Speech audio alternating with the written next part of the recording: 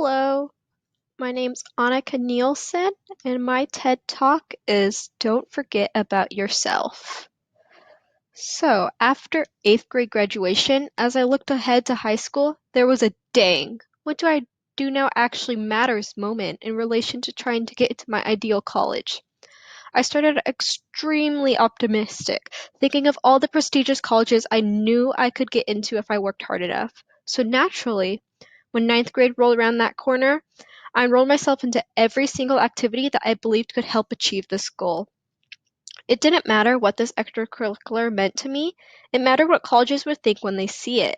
I strayed away from my true passion to pursue activities that looked good on a resume, and I managed to completely fill up my schedule.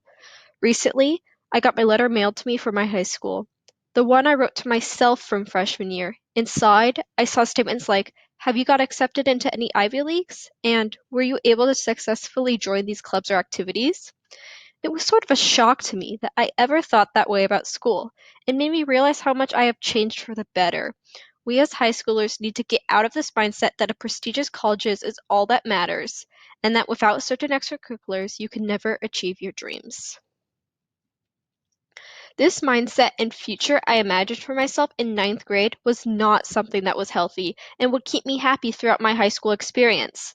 I was a part of Key Club, HOSA Club, Class Council, track, cross country, Girl Scouts, Eagle Crew, and National Honor Society.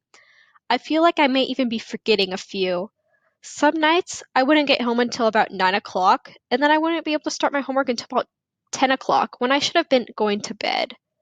Stretching myself that thin, I would agree that I was not putting as much effort as I should have into my schoolwork and my extracurriculars, just doing what I needed to do to get those ticks on my transcript. Then my sophomore year of track hit, and it took an injury that took me out for a month to sit down and realize that things needed to change. I had developed shin splints from pushing myself too hard and not allowing my body to properly rest. At first, however, I still proceeded to ignore this fact. It took a while for me to realize I needed to slow down.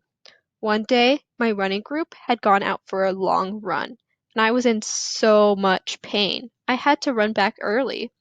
When I got back to the school, I immediately just sat down on the ground, and my coach came up to me. One look at me, my coach knew that I needed to take a break for running and that I should not be competing. They got me in touch with the athletic trainer, and that is when I spent a month recovering. At this point, I stopped taking everything in my life so seriously and realized I needed to start having fun with my extracurriculars instead of thinking of them as just a tick off my college resume. I stopped running for the board positions in my extracurriculars so I could still be a member, but had more time to myself. Still, it took me to the end of junior year to finally shave off some of these clubs that I was not truly that passionate about. It took me losing the executive board election to realize I was happy to actually lose. That meant I could respectfully cut ties with leadership and allow myself to have more time for myself. But that did not mean I gave up on the important things. I still and always loved the sciences and medicine, so I ran for HOSA Club president. That was what made me happy. So instead of trying to be on the board of every club and be a part of everything, I chose what mattered most. In my senior year, I was able to cut down my college application list from about 15 colleges to a total of only 6. I realized that I did not want my next 4 years to be how it was for me in high school. I want to be able to apply myself and pursue my passions, but I do not want to overly stress myself out at a top tier school where I have to compete with my classmates every single day.